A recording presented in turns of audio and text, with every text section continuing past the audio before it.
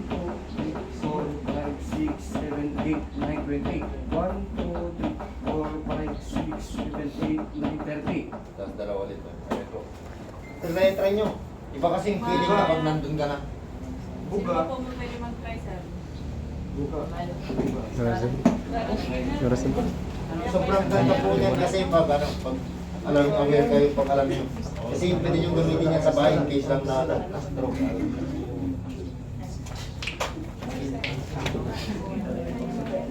Amin nga, basta nag-CPR ka sir kasi lang sa standard ay... Kahit yun na yun sir, yun talaga kahit na drowning, kahit na stroke, na sipunan, yun po yun lang. Thank you sir. Meron na akong dagdag pawis ang unan. Patungin mo. Lapit ka ma'am. Ngayon ma'am, yung katawan mo, dito, directly na nakalalim ka dun sa chest na. Parang yung itong shoulders mo nakatapat. So, angat ka pa konti. Angat mo yung ulo. Forward ka ba? Yan, ganyan ma'am. Ngayon ma'am, parang kang nakaganon sa kanya. Tapos straight yung tapos yun na, force mo. Halos lalim. Yan po, tama. Yan po yung tama. Nakita niyo po di ba malalim talaga yan? Ganyan po talaga yan. Pag nag-zipper ka, malalim talaga yan. Yan.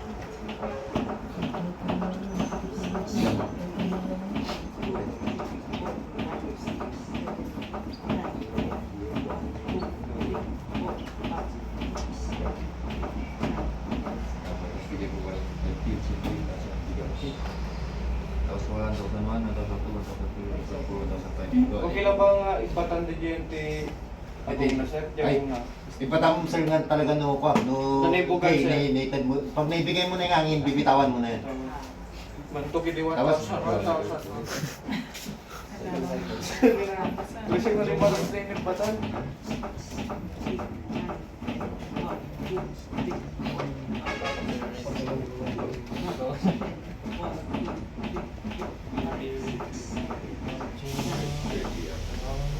Ito bigla sign na sir nga di. Pag sir, pag bumiglas na, pag or huminga na, pwede nyo nang i-stop. Signs of life na yun. No basit or basit na sir. Oo, sir. Hanga di tuloy mo lang, tuloy mo lang tatat no barang. Sipatin lang. Kasi sir, ang mangyari yan, pag nagising na yun, kung ginagawa mo pa din yun, sasapakin ka na. Tama na! Siyempre magiging uncomfortable na sa kanya kasi gising na siya. Paparamdam niya yun sa tatapikin ka naman. Ay, man sir. Sa recovery association. So yung recovery Ikaw position, na. bro, bigay dito. Hindi mo dami ang kailangan natin tao. Ka na. Kapatid ko, Jazz. Hindi sabi dito Ikaw. yung mga Ikaw ujitin na, na namin. ikaw na. Ay, ayaw ilan sila na Isa, gano'n. isa. Meron na kung ano. Pag meron na pong ano, gagawin nyo lang ito. Tapos ito ilalagay nyo dito. Ito sa way. Ito yung una niya kasi. Ito. Tapos ilahin natin siya. Nakasay. Ito yung magiging unan mo sa piling. Ganito sa dito. Yan yung magiging unan niya. Yan yung recovery position, sir. Tapos, pag nag-recovery position ka na, check mo na din kung may iba pa siyang tama. Kung may fracture na talaga siya or may deformity, may sugat, may dumudugo. Tapos yun, antayin mo lang. Antayin mo lang na dumating na yung ambulansya. Bakit natin ginaganito? Kasi yung left side ng ano natin, nakaka-pump ng maayos yung puso pag dito ka nakahiga sa may nagganitong side. Hindi mo kayo padala tayo. Minsan ano lang to, alala lang to para na ano, parang ano niya, tungkod niya lang, para nakaganyan siya. Tapos pagdating na ng ambulance, may stretcher, yun na, ilagay may stretcher dyan. Kasi ito, yan po sir. Paano naman pagbata sa yung CCTV? Yun ang sinasabi ko. Pag baby naman sir ma'am, yung kunwari, ito, baby. Ang natin, ito yung gagamitin natin ito. Middle ulit ng chest, tapos ganyan lang siya. 1 inch, 1 inch to 1.5 inch lang siya. Kung baby talaga, 1 inch lang. Yung lalim ng compression natin. Oo sir, mas maliit yun. Pag tino mo yun sir, wala, intro ka na ng sa katawan nun. Pag tino-inches mo yung, ano mo, sa baby. May dami kasi kami kanina, hindi ko lang kinuha sa, sobrang rare kasi yung meron. Kung may CPR man tayong baby, hospital setting na yun. Hindi na sa labas, sigurado po kayo. Ang mangyari, ang ano lang kasi doon, is either ano, pag kunwari sa restaurant yung nakalunok ng something na nakaka-choke. Foreign body airway obstruction ang tawag ko na natin. So, magaling nga nung gamit lang siya demo dito. No, kasi nung na-choke na ba siya mga Ay sir, opo. Gagawin ko ginagawin natin yun. Pag na-choke naman po, foreign body airway obstruction. Pag adult, ganito po, Heimlich maneuver. Masakit yan, sir. Ito po, punta lang sa likod. Kasi ang universal sign ng choking. Sige, sir. Kunyari na choke pa.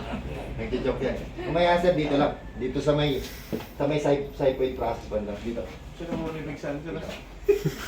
Ngayon, ano mo tong setup. Parang ikakain mo siya patas. J ba ba J? And J. Parang para maitulak siya. Dito sir. Ulit lagi yung ping mga... Pag baby sir, Hindi iba. sir, elementary sir. Pwede pag elementary sir, pwede mo kasing ganyan din. Mabalin natin yung center. Pwede sir, pero pag elementary sir no, school age. Depende J, body build na siya. Depende sa baby sir. Yung kanya din- Kung maliit siya, pwede mo pag ganyan lang sir, pag ganun tas pa. Yan, kasi gagamit. Wala na po sir. Baktak mo lang, bakit? Gamitin natin yung force ng gravity. Kung kaya mo, kung maliit yung bata, pwede mo siyang ganun. Mga baby sir, ganyan din. Baktak mo lang. Toddler. Tapos, most usually, ano naman, pag baby. Pag, ang nangyari sa sir ko na, di ba, na nakakain siya ng candy na malaki. Baby. Mawawalan ng ano yan. Ngayon, makikita mo, it's either nalunok niya. Magsisipper ka kasi wala nang Walang pulso, pulso. o wala nang awanti pugot na. Ay, malay. Wala nang malay, baby. Magsisipper ka muna. Ngayon sir ma'am, pag nagsisipper ka kasi, pag nagbibigay ka ng hangin, meron tayong tendency na makikita mo naman yung object eh. Pwede mo namang i-sweep lang ng hindi mo. O kung hindi talaga kaya, yun na eh. Sabi ko nga sa inyo kanina. Back-tap mo lang. Matatanggal yun at matatanggal. Kasi, pag nalunok niya, pag binaliktad mo ng ganyan, may tendency na mag-roll na lang yun palabas.